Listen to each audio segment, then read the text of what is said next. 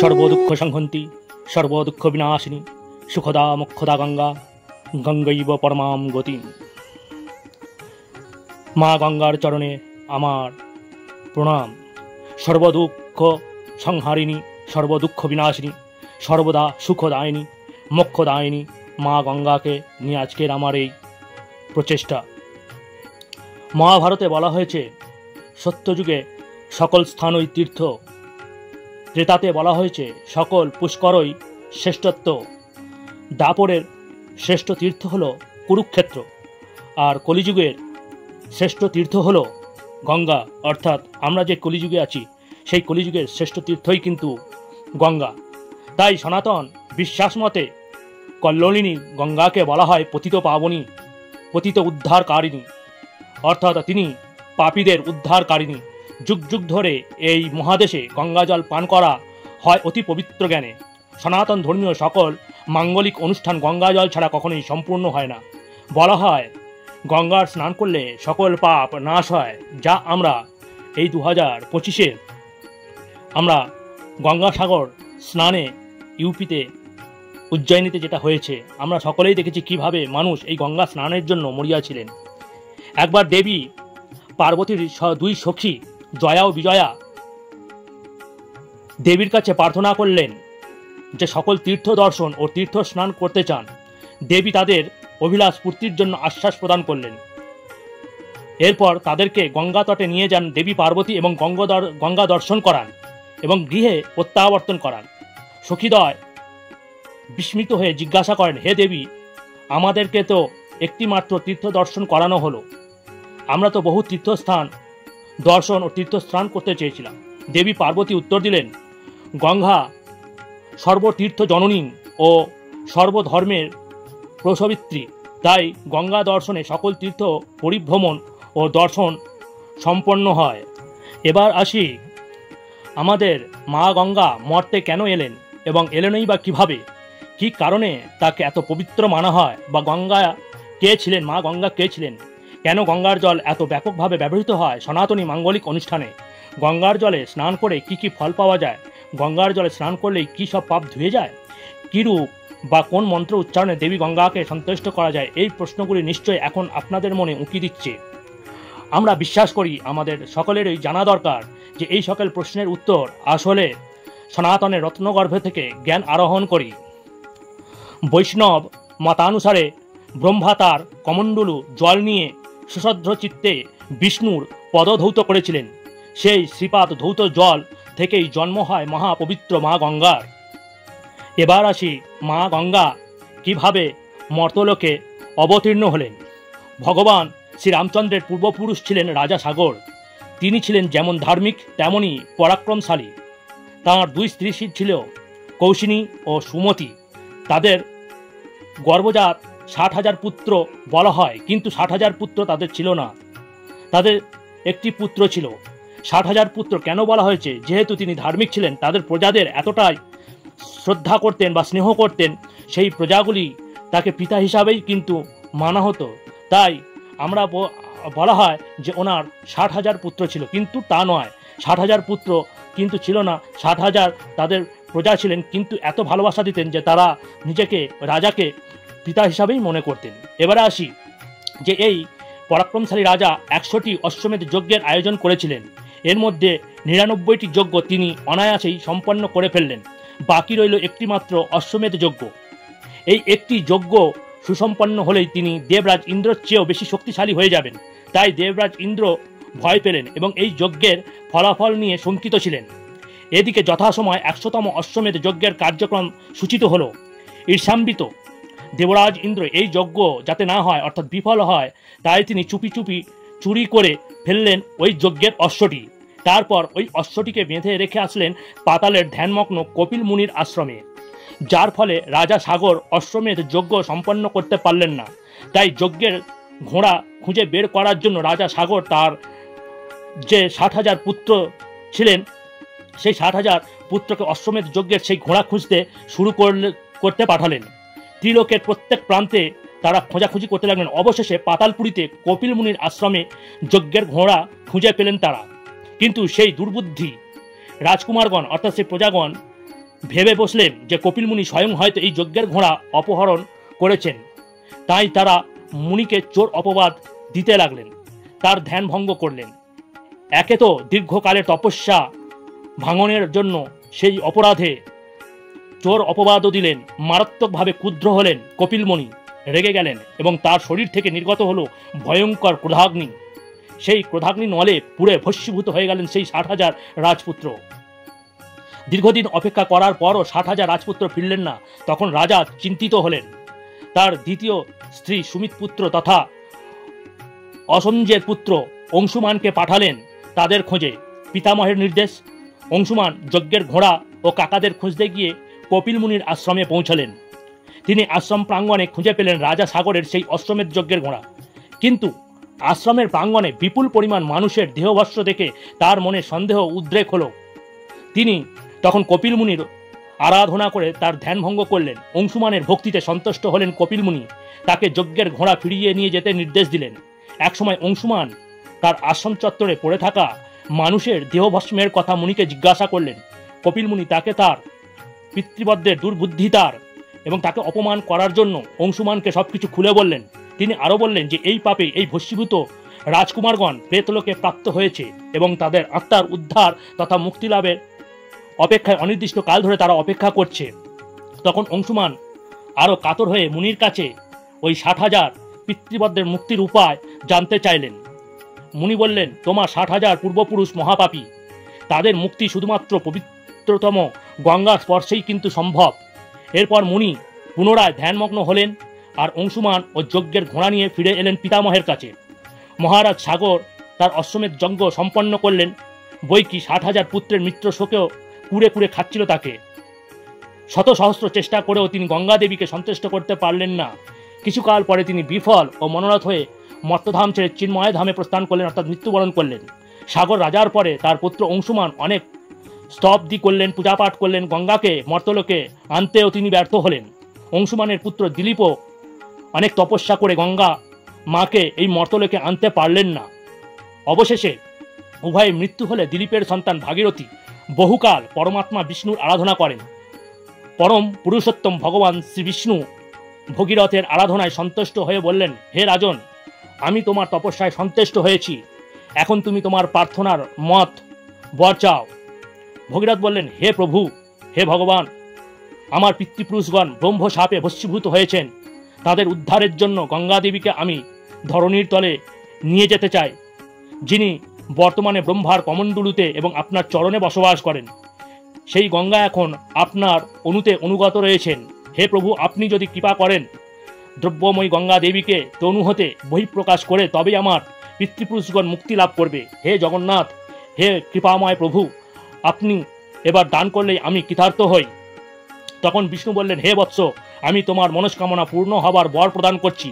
তুমি গঙ্গা দেবী ও দেবাদিদেব মহাদেবের আরাধনা করো, এর মাধ্যমে তুমি গঙ্গা দেবীকে মর্তে প্রবাহিত হওয়ার উপায় জানতে পারবে। এ কথা বলে ভগবান বিষ্ণু অন্তর্হিত হলেন। তারপর ভাগীরথী হিমালয় পর্বতে সুউচ্চ শিখরে বসে সহস্র বৎসর কঠোর তপস্যা করেন।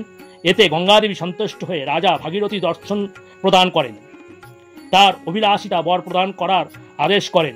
তখন ভাগীরথী দেবীকে ষষ্ঠাঙ্গ প্রণাম করলেন, হে জননী, হে মা গঙ্গা, তুমি যদি আমার প্রতি প্রসন্ন হও তবে আপনি ভগবান বিষ্ণুর চরণবিন্দু হতে প্রকাশিত হয়ে ধরাতলে অর্থাৎ পৃথিবীতে আগমন করুন।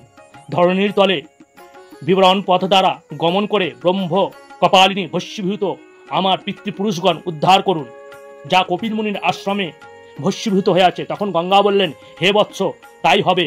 আমি বিষ্ণু পাদপদ্ম হতে নিশ্চিত হয়ে তোমার পিতৃপুরুষগণকে উদ্ধার করব, কিন্তু তার পূর্বে তোমাকে দেবাদিদেব মহাদেবকে প্রসন্ন করতে হবে। তাঁর আজ্ঞা ব্যতীত আমি ধরণীতলে গমন করতে পারবো না। তাছাড়া স্বর্গ হতে আমি প্রবলভাবে মর্তে আগমন করলে সমগ্র মর্তলোক কিন্তু ভেসে যাবে এবং প্লাবিত হবে, সমগ্র সৃষ্টি আমার গর্ভে বিলীন হয়ে যাবে। তাই আমার গতিকে নিয়ন্ত্রণ করার জন্য তোমার মহাদেবের কৃপা ছাড়া আর অন্য কোনো উপায় নেই। তিনি প্রসন্ন হলেই তবেই তিনি গিরিশেখরে দাঁড়িয়ে মেঘ গর্জনের মতো শঙ্খনাদ করে আমাকে বৈকুণ্ঠে ধাম হতে ভগবতী ব্রহ্মাণ্ড ভেদ করে ধরণীতলে আমি অবতরণ করতে পারবো, তোমার পিতৃপুরুষগণকে উদ্ধার করতে পারবো, পাতালপুরীতে প্রবেশ করতে পারবো। এ কথা বলে গঙ্গা অন্তর্ধান হলেন এবং ভাগীরথী গঙ্গা দর্শনে অত্যাধিক পবিত্র আত্মা হয়ে গঙ্গাদেবীর আজ্ঞানুসারে হিমালয় পর্বতে মহাদেবের তপস্যা করতে লাগলেন। আহার নিদ্রা বিহীন অবস্থায় তিনি অগণিত বর্ষ মহাদেবের তপস্যা করলেন। সন্তুষ্ট হলেন মহাদেব, দর্শন দিলেন রাজা ভাগীরথীকে। ভাগীরথ মহাদেবকে ষটাঙ্গ প্রণাম করলেন এবং আনন্দে নৃত্য করতে লাগলেন। তিনি বললেন, হে পরমেশ্বর, হে ভগবান, আমার জন্ম, জীবিত, যজ্ঞ, জপ, তপস্যা সকলেই আজ সফল হলো, কারণ আপনাকে আমি নয়ন দ্বারা দর্শন করলাম। ত্রিভুবনে আমার মতো ভাগ্যবান আর কে আছে? তখন মহাদেব ভাগীরথীকে বললেন, হে পুত্র, তুমি তোমার আকিঞ্চন প্রকাশ করো, তোমার কথা বলো, আমি তোমাকে তোমার বাঞ্ছনা বর প্রদান করব। তখন ভাগীরথী গদগদ হয়ে বললেন, দয়াময়, কপিল মুনির অভিশাপে আমার পিতৃপুরুষগণ ভস্মীভূত হয়ে নরক যন্ত্রণা ভোগ করছে।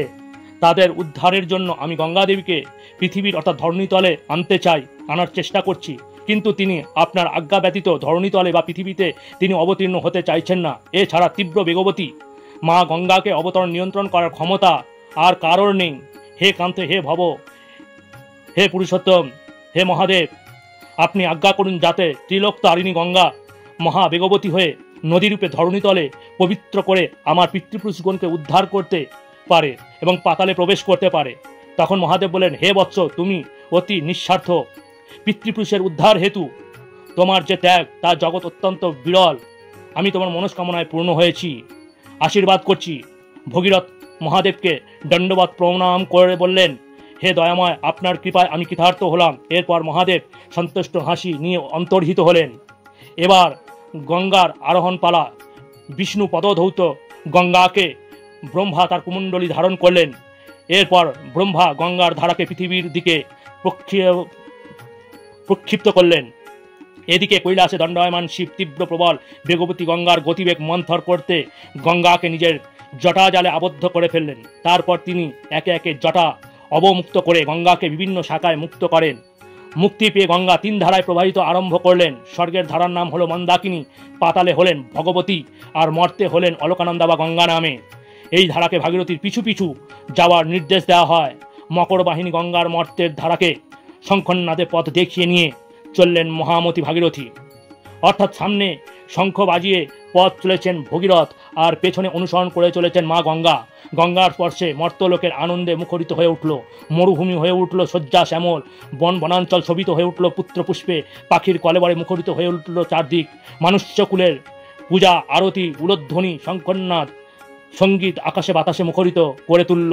বেগবতী গঙ্গা সামনে যা কিছু পেলেন তা সব কিছু ভাসিয়ে দিয়ে চললেন ভাগীরথীর অনুগামী হয়ে। এই পর্যায়ে গঙ্গার সামনে পড়ল জুহুমুনির আশ্রম।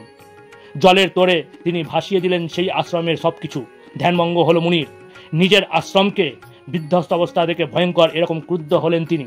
সেই রোষানলে তিনি মুহূর্তের মধ্যে চুমুকে গঙ্গাকে শুষে নিলেন, অর্থাৎ মুনির জঠরে বন্দী হলেন গঙ্গা। এদিকে শঙ্খধ্বনি করতে করতে ভাগীরথ কিছু দূর গিয়ে যাওয়ার পরে টের পেলেন যে গঙ্গা কিন্তু পেছনে নেই।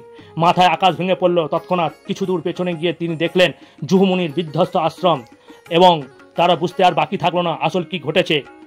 উপায়ন্তরা না দেখে জুহুমুনির চরণতলে লুটিয়ে পড়লেন তিনি। অনেকে আকুতি মিনতি ও প্রার্থনা করে অবশেষে জুহুমুনির ক্রোধ থেকে প্রশমিত করলেন মা গঙ্গাকে।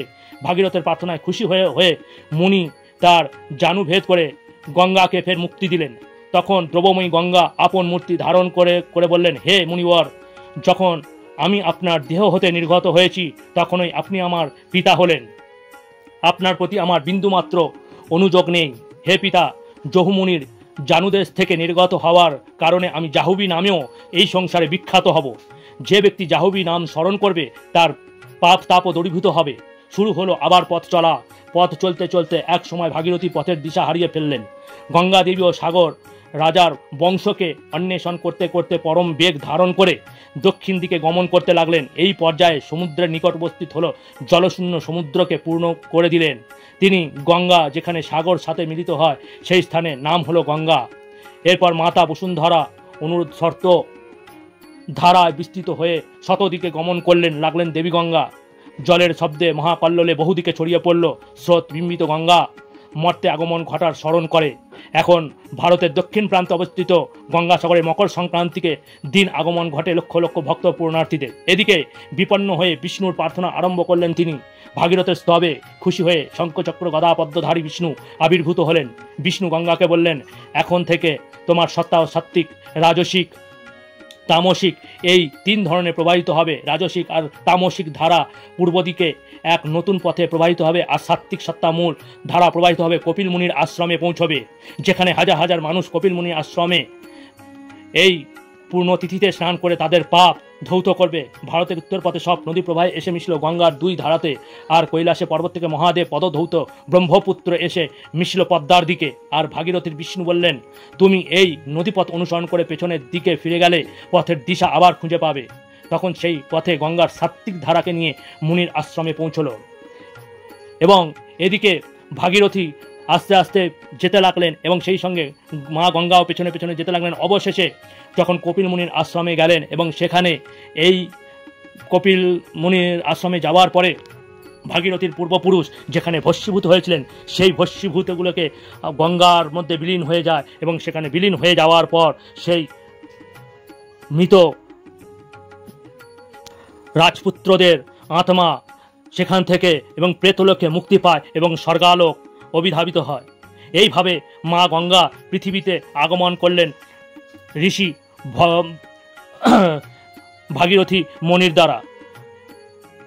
আজকের মতো এতটাই। বন্ধুরা, যদি ভালো লাগে তাহলে অবশ্যই একটি লাইক করবেন, এবং সঙ্গে যারা আজকের নতুন আছেন তারা অবশ্যই সাবস্ক্রাইব করবেন এবং সঙ্গে থাকবেন, এবং বেল আইকনটি টিপে সঙ্গে থাকবেন, যাতে এই ধরনের কোনো ইনফরমেটিভ ভিডিও আপনাদের সামনে প্রদান করার সঙ্গে সঙ্গে যাতে আপনাদের কাছে পৌঁছে যায়। এতটাই বলার আজকে, তাহলে এতটাই। হরি ওম তৎসৎ, হরি ওম তৎসৎ, হরি ওম তৎসৎ।